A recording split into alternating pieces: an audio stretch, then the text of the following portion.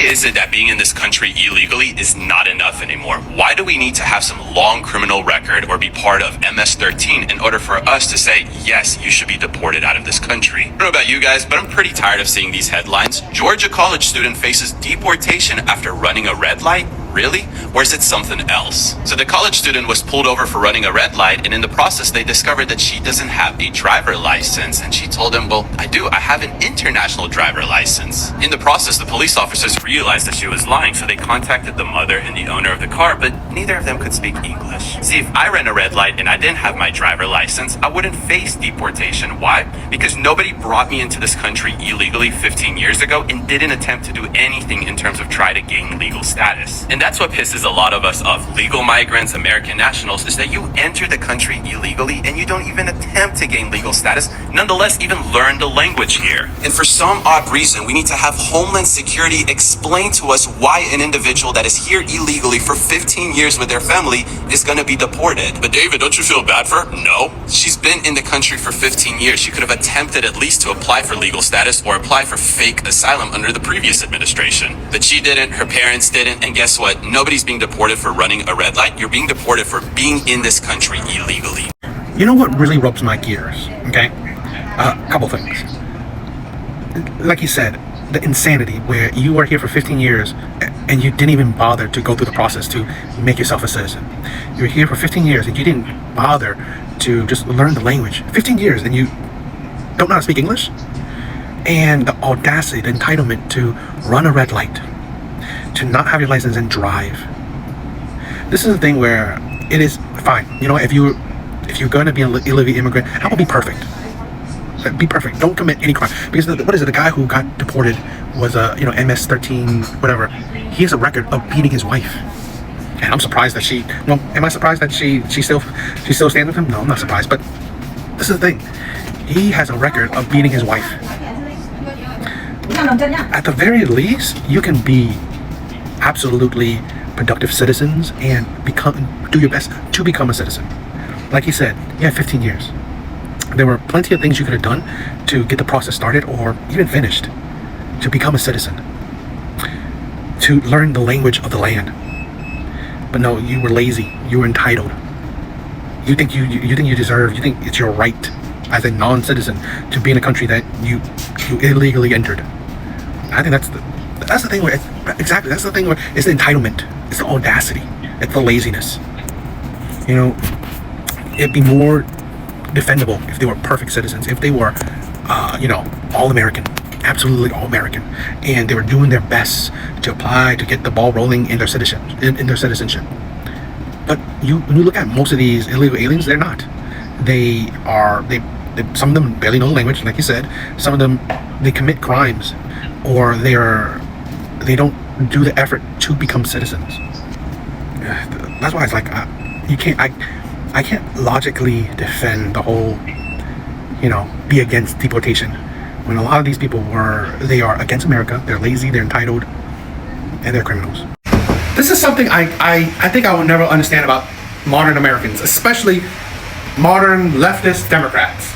I really, please enlighten me on it, because I really don't understand how the left, Americans can shit on America. You can don't care about how America is, don't want to better America, yet they care about a country they've never been to, they've never even visited, they've never even seen in person. To care about a country that, honestly, would not even give a shit about you. That, for the alphabet people would eliminate you. A country that would eliminate the different people, right? People that are different. That's a country that would eliminate people that are different. And yet, you care so much about a country you've never. And this is, again, I guess, fine, empathy. But this is the thing. There are people all around the world suffering. All around the world. There's not, I think it's just, and this is, fine. You have empathy, you have sympathy, you care so much about this country. Cool. But why would not a single person that loves this country so much. Not a single one of them goes to it. Join it. Join their military. Join their, I don't know, organizations to help it personally. Go there. Their Peace Corps, join the Peace Corps, go there personally to help it. Physically go there. No, what you want to do is annoy people, annoy fellow Americans with your entitlement. You want to annoy people with your entitlement, thinking that you know what's best, thinking that you know. It's like I'm really tired. I don't care about both the Middle East stuff, right? Palestine, Israel. I don't give a shit about those. What I care about is America. I care about making America great. I care about our citizens being happy, being doing well in life. If you care so much, go there, join, be an actual force. It's like you protesting to fellow Americans do what? Just makes you look fucking annoying, entitled, delusional. Yelling out what's cracking. I'm like, what? I'm like, nigga, who? I was born to shoot. I got aim. I'm like Johnny Dang. When it cut a chain, so I rap. Hit one in his arm, hit one in his thigh. What a great culture we have. Teaching kids at, I don't even know how old he is, but he looks like 2 or 3. Teaching him all about the music that we listen to. He's pretending he has a gun with this toy. Yeah, this is the problem with us today. We're teaching these kids to already be violent, to listen to more violent music. I can already predict how he's going to turn out when he's older. How about we prioritize teaching our kids about having an education, about learning, and not listening to this kind of music or having this type of life? Maybe the black community would be way better. I love a response. This is a thing where, I've dated mostly black women. My friends are black. I've been around the black community most of my life. And it hurts me that I see, at least the communities I've been around, I see so little accountability. Recognizing that, you know what? Stop blaming the white man. Stop blaming everyone else but yourself, but your own community, but your own people, but the people around you. That perpetuates the downfall, perpetuates the characteristics that are hurting your community.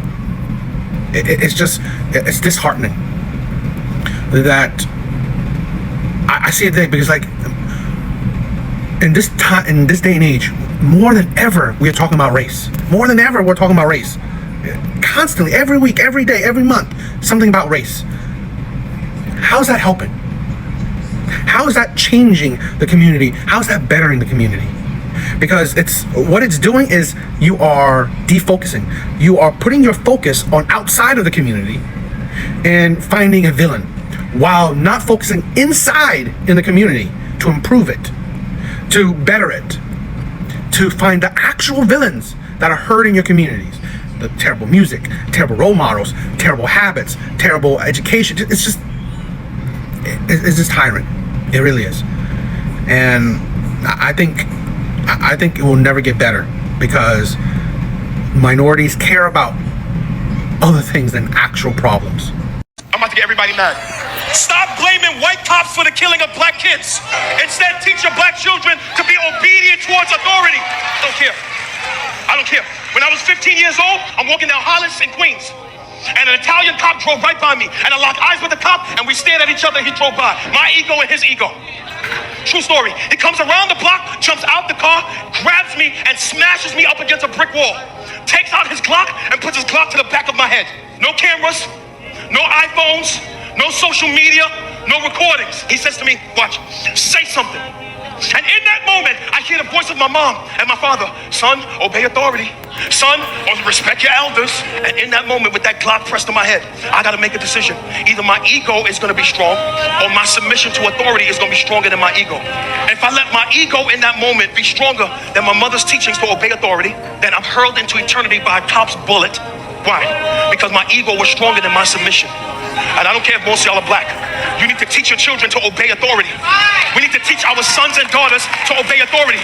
We need to teach our children to not fight against authority, not fight against cops, not rebel. And you need to teach yourself, stop cheating on your taxes, stop bending your numbers. Watch, the Lord said, give back to Caesar what belongs to him. That is, be submitted to governmental authority. Were you triggered?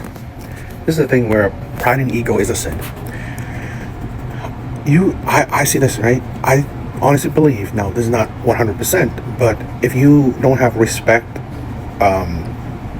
for authority, that also means that you most likely wouldn't have respect for your parents.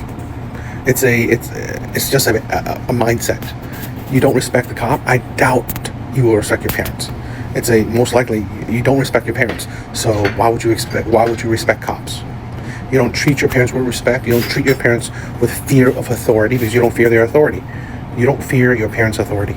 You don't obey your parents' authority. So yeah, I'll bet you people will trigger that because they're too prideful, egotistical. They're not scared of their parents. They don't respect their parents' authority. So of course, why would they respect the authorities of officials?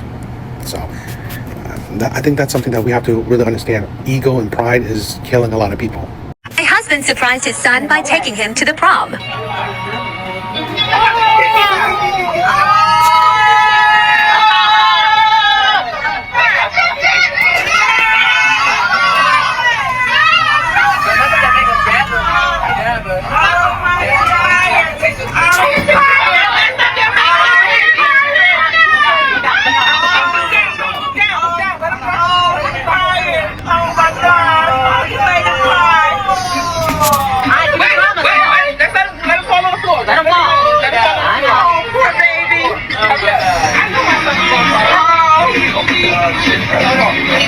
Leave it for the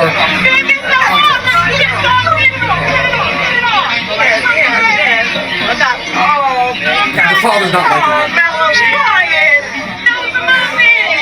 He didn't know his pop was gonna be there. He's crying. It's monumental. I know.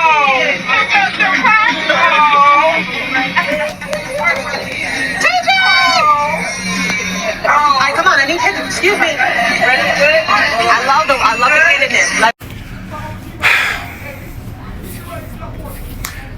I honestly believe having women lead your community, lead your family, will lead it to its failure, to lead it to its downfall.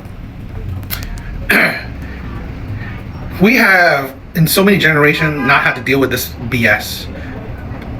And women are complaining about it too. Men aren't men anymore and all this stuff. Well, guess what? It's thanks to you. It's thanks to you. You wanted the change. You promoted the change. You did everything you can to have things change. Yeah. Men are softer than ever. Men are feminine than ever. Men are wanting to become women. Men are wanting to become women instead of embracing, accepting, loving themselves for who they are. No, they need to become women. They need to become women. You know, it's just, I don't know, it's just a sad thing because I'm seeing it more and more where a lot of men can't handle their emotions. A lot of men sees a bad life being a man, don't like being a man, so they want to be women. It's just a lot of mental disorder. I don't know.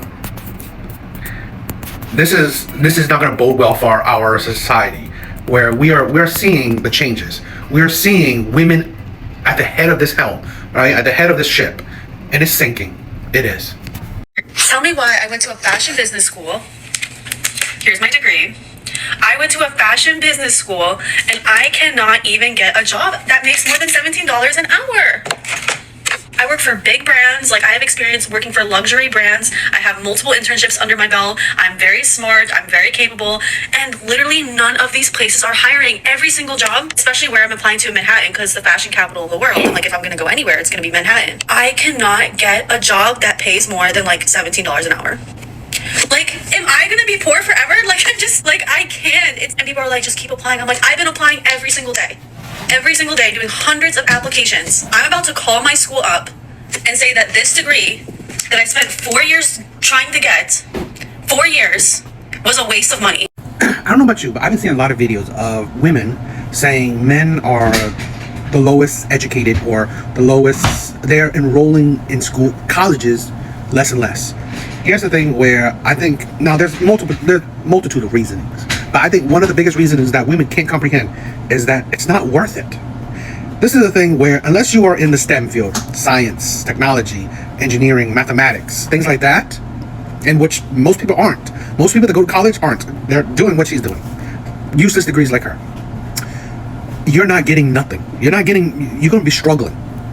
you're going to be struggling. You're not going to be making much. So really, a lot of men need that. See that, you know what? I'd rather either just do a trade school or not gain that debt that these women are doing and just start working right now.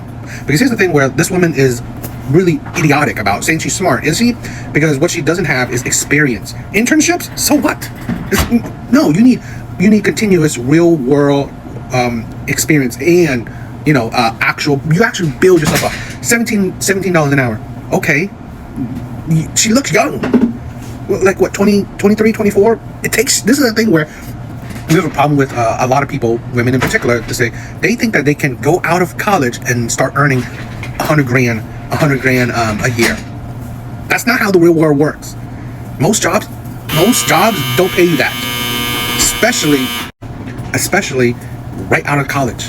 Again, if you wanted that, do STEM, but you chose fashion. That's the stupidity of a lot of women thinking, oh, let me just take any degree and then I'll be doing well. No, that's not how it works. And what she didn't realize is, one, she's doing art, very competitive, insanely competitive, and they want the best of the best. And two, she's working in New York. Her field is competitive. Also, the market that she's working is competitive. So that's the insanity of it. Also, this is a whole video because I'm gonna show you things that a lot of people are complaining how poorly educated men is. I think most people are poorly educated, in my opinion, and I think schools are doing a shitty job.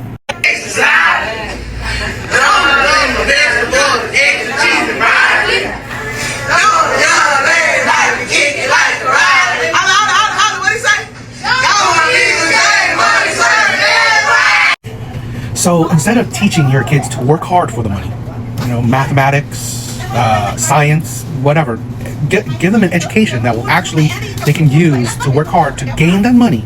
You're teaching them to chase the money by doing what? How?